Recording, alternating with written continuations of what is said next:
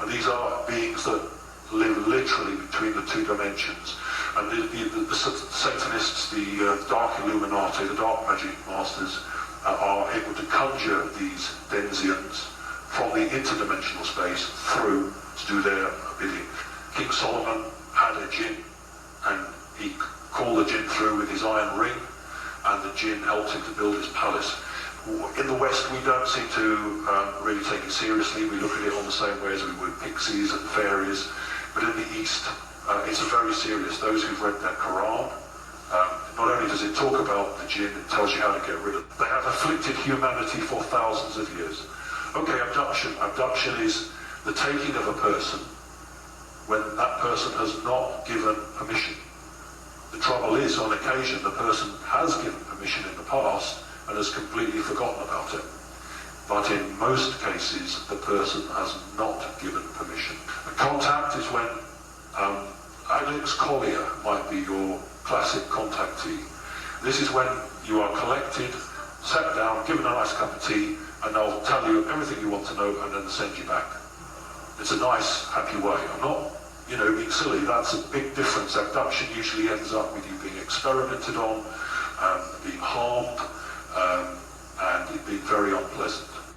Two ways to take a person. One is literally their physical body. You walk them out, you float them up, you go into a craft, and off you go. And the other way is an energetic take. Again, here in the West, we don't really understand it, but in the East they do. Those who understand that you have a soul, and your physical body is not really that important. You have an energetic overlay. That energetic overlay can be taken, and your body doesn't die, providing it's not taken for too long. So you can either be taken energetically or it can be taken physically. Physical, energetic. Since the dawn of time, we've put so much fear in you that you have evolved without spine. Mind projection. Many people can't tell the difference. An alien arrives in your front room and you think, oh, I'm in the Bahamas. No, you're not. You're in the front room. The creature's gone into your mind and there's projecting into it. Now, it's easier, it's cheaper. It's less likely to be detected by the military. If a creature can come into your front room and give you an experience that you think you've been to Mars, but you haven't left anywhere. It's time efficient and it solves a lot of problems. The thing is that most people can't tell the difference between when they really are taken or when the creature is interacting. And the sad thing is that a lot of researchers don't value that. Oh, it didn't happen. You weren't physically taken. It's rubbish. The creature came into the room, entered your mind. That is important. Missing time. Objects out of place. Where's my tea? Where's my ladder? Why was my teacup somewhere else? But there was no missing time, but it was objects out of place. So sometimes it isn't the time that alerts you something's happened. It's what you were doing is wrong. That's not missing time as such. When people get put back in the wrong clothes or the wrong room from an abduction, that is because generally the Greys are trying to sabotage the program. I'm just talking about when you have a straightforward interaction and 1 minute you were holding a kitchen utensil and then the next minute you've got, the jack for the motor car and you can't work it. It's a prisonable offence in America to fraternise with an alien. Although, of course, aliens don't exist. It's a prisonable offence in America to swim, fraternise or touch a dolphin unless it's within state or federal-approved oceanic centre. Now, when you question that, they say, oh, it's about preserving them, protecting them. So, yeah, but you can go and buy a 12-bore gun in America and go and shoot a moose. You don't do it for turtles. So the people in power know the very, very special nature of dolphins. Very special. Are you starting now to see how much one does hate you all? We want you dead. I'm looking forward to a destructive 2016 with more war, fear, hate, death, starving children, pain, sorrow, and much pestilence.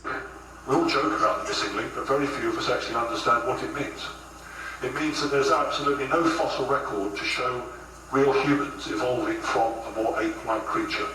But 200,000 years ago, there was a big change when modern humans evolved from less more Those of you who know anything about reptiles know that ritual and ceremony are extremely important. When you are taking part in a reptilian ceremony, you do not smile, because they don't smile. They can't smile. They have no need for smile. They don't have emotion.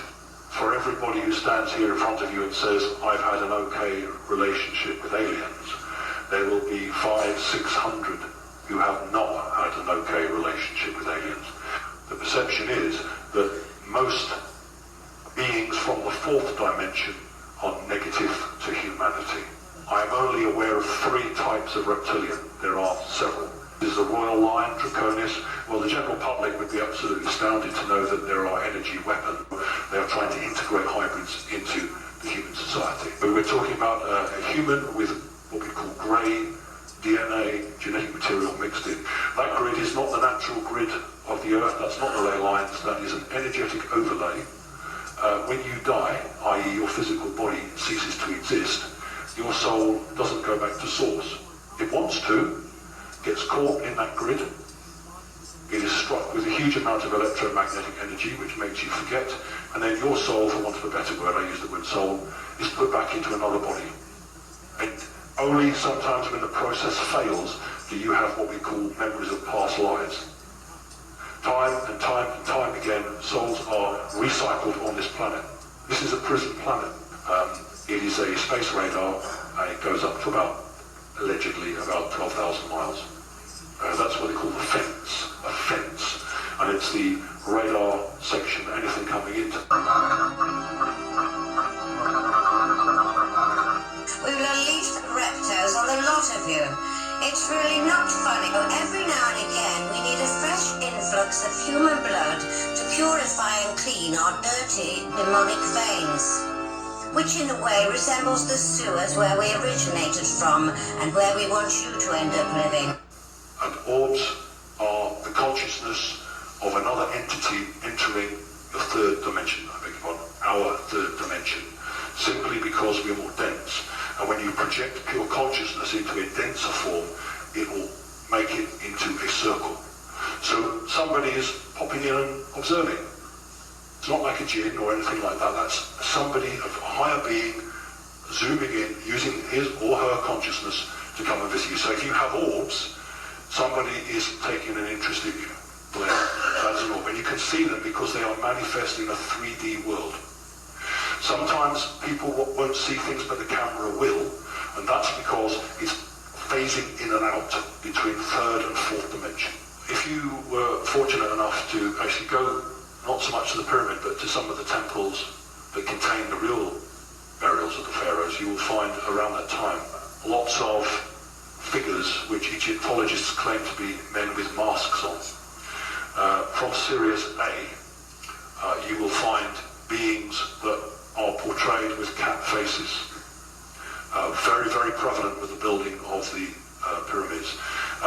What we would call the lion people, for want of a better word, originated from Orion, one of the Orion planets. Orion's very important, as is Sirius, because there's a very big star portal, stargate there.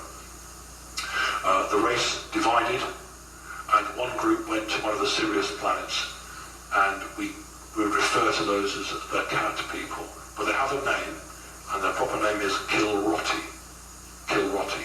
The Kilroti, the ones that worked with the priesthood to organise and build the pyramids. I personally don't accept the pyramids are only 5,000 years old. Okay?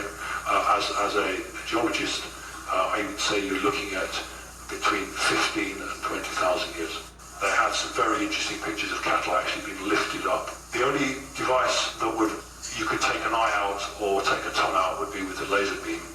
Some of the greys have what you'd call Harry Potter style a wand, which is a self-defense weapon. In fact, from the Roswell crash, they collected, that's where your laser beams come from. They are using or taking parts, some parts, glands, can be interchangeable with humans. If you make enough noise and bring it to attention, they can't do it, because too many people have woken up to it.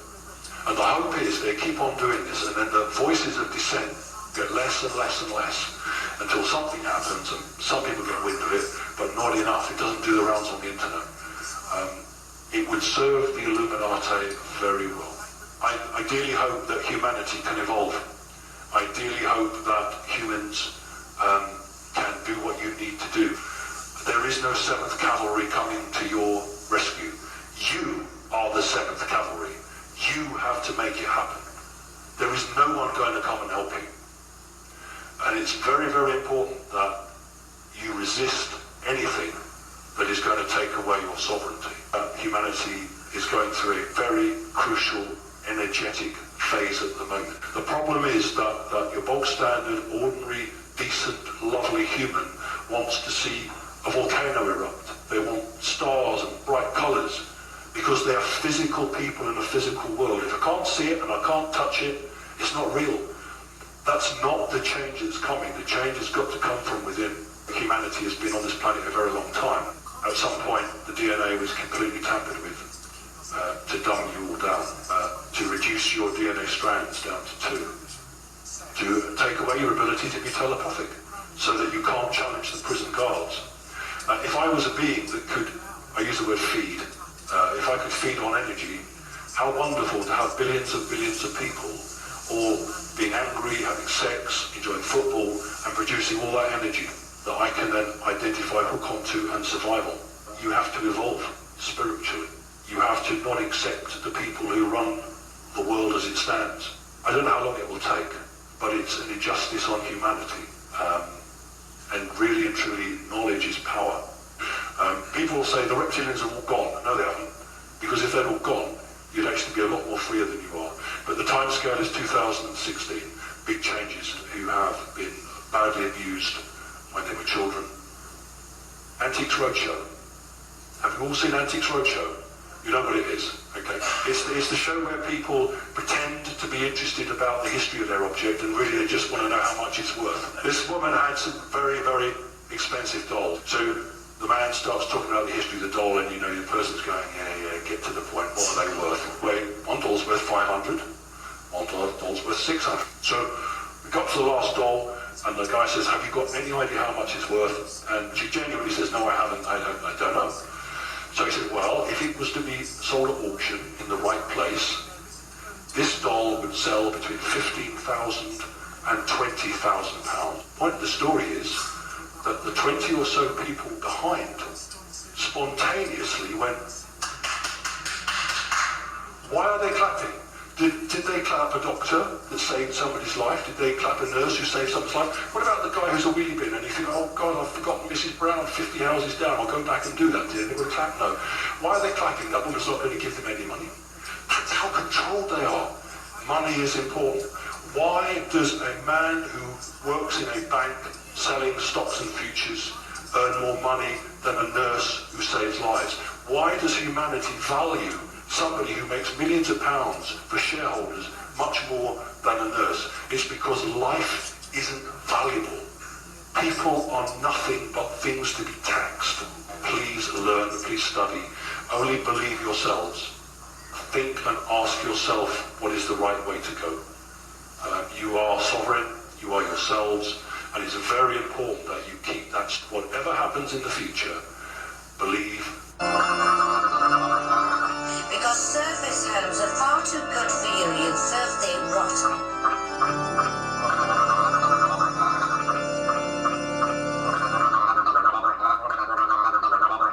If we have a closer look, we can see the outer shell here, the outer sort of sheath, with an inner part here. And this is very interesting. We can see that some detail in there that is perhaps similar to the detail we see within the spirit orb right here. On this book, we can see a pyramid here, this book on Enochian physics, the structure of the magical universe. And we can see the elementals represented around the side of the pyramid here. This top part here sits right on the sort of top of the pyramid. So this would be the spirit orb or the crown chakra. We can see a representation here. Notice the little pillars here. And here we have blacks instead of green. On this book cover here, we can see further representation here. It's interesting that they've mixed the words around a little bit. Here is a game, and around the sides of the game we can see these little orbs just here, here, and here, the little balls, little spirit orbs that we're could also put a round section here. These parts here probably look familiar by now. These would be groupings and representation of the elemental spirits and humans, by the way. That you have evolved without spine. Which is unfortunate because to us they taste like ribs. It's the kind you get from your Chinese restaurant. So just a little bit of a comparison here with the chakras. This chakra here, this would be the Ajna chakra, the third eye chakra right here. And the Sahasrara chakra would be right up the top here.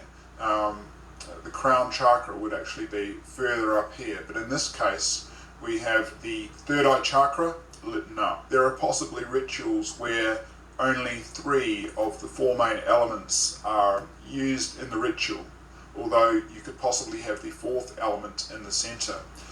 There are lots of variations in the practice of magic.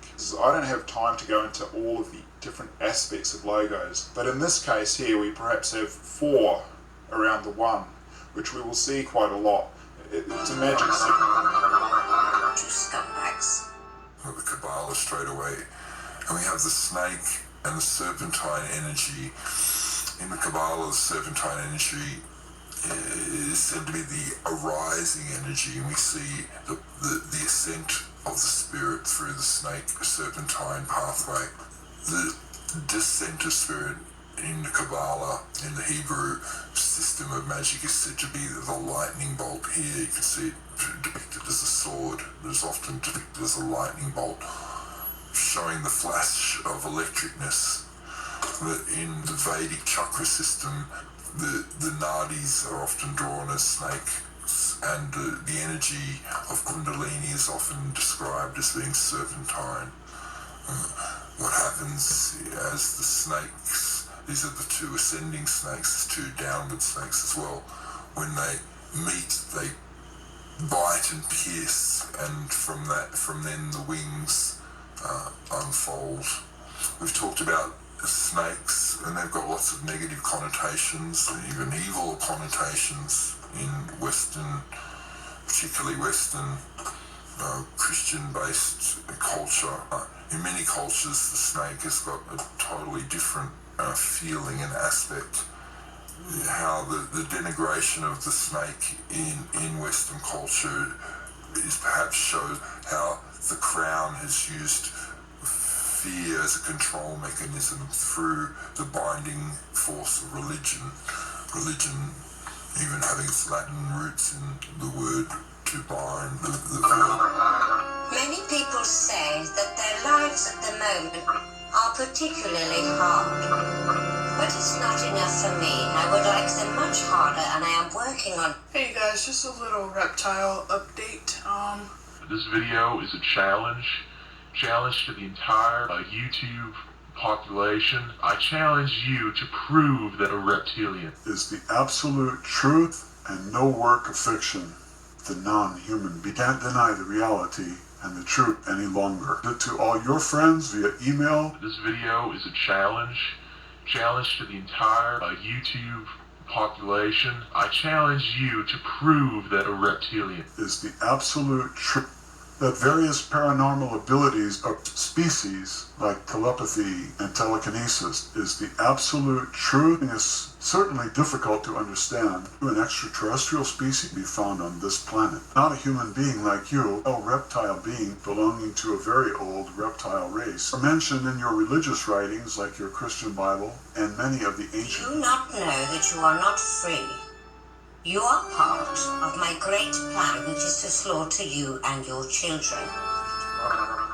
At the beginning of 1947, yet another expedition by the American explorer Richard Byrd arrived on Antarctic shores.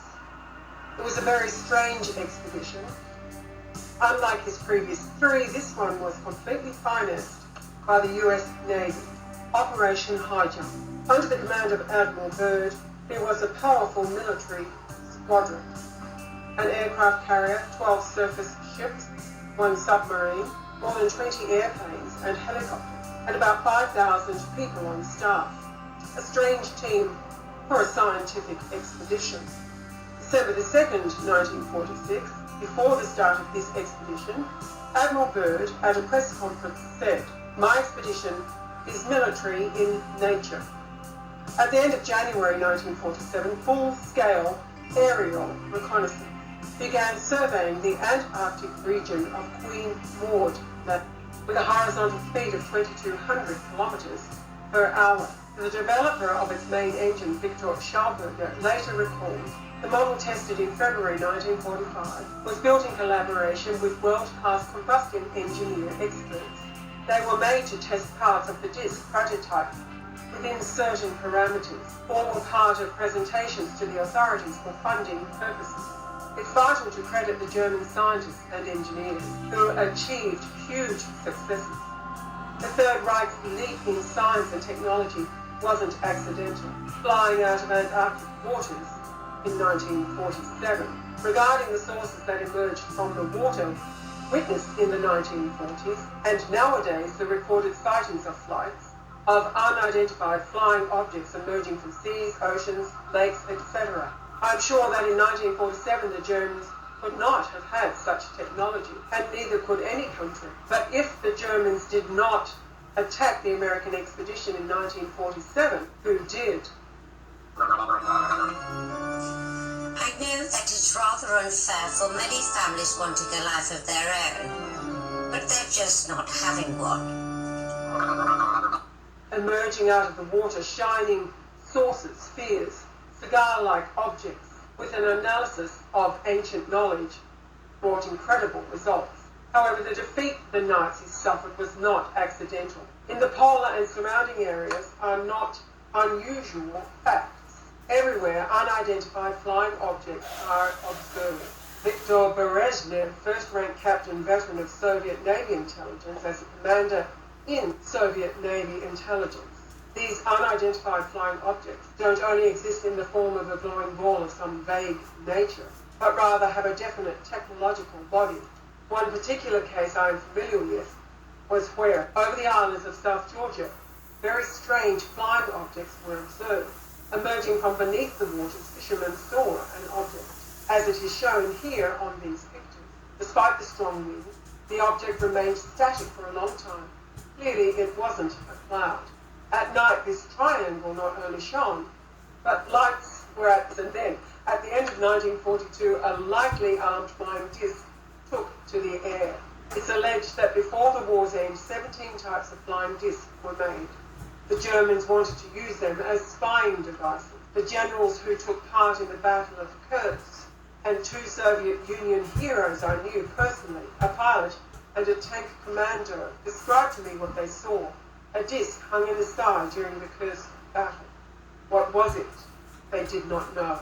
Neither the Russians nor Germans recognized it. The saucer wasn't made by us, I assure you. Among these disc drawings and photos is a saucer identified as the Horibru. Data on the disc reads like science fiction. According to descriptions, they used an alternative source of energy, the so-called converter of Hans Kohler, which required no fossil fuel. It was even planned to take the Haribo 3 disc type into space. German photo seized by the Russians, 71 meters wide, is now hidden in Antarctica. Here's a trophy. Since the dawn of time, we've put so much fear in you that you have evolved without spine. Which is unfortunate because to us they taste like ribs. It's the kind you get from your Chinese restaurant. In the seized archives, another mysterious document was discovered. It was a blueprint for a huge 139-meter-long cigar-shaped ship called Andromeda, with hangars for 5 of the flying discs of the Haribo 2 and Brill type, for the secret bases of the Third Reich, including the Antarctic. According to American intelligence, by the war's end, the Germans had 9 research enterprises developing and testing flying discs. Were successfully evacuated from Germany. The 9th was destroyed. Air Force Lieutenant Colonel Wendell Stevens recalled, were transported to Antarctica to the new place called New Swabia. At least one disc research company was transported to that location. The discs encountered in Antarctica in 1947 were probably not the same disc. This disc flew through the ship's rigging at such a speed it sent the radio antenna from its wash. Ones that had already been developed by the Third Reich. A few such prototypes had already been made, some proved themselves well, and Germany's opponents weren't even close. With an analysis of ancient knowledge brought incredible results. For the Grail Cup isn't just a symbol of ancient knowledge, but also a centuries-old moral code. In Antarctic, Germany was shown wonders by the angels. The Germans described it as paradise on earth.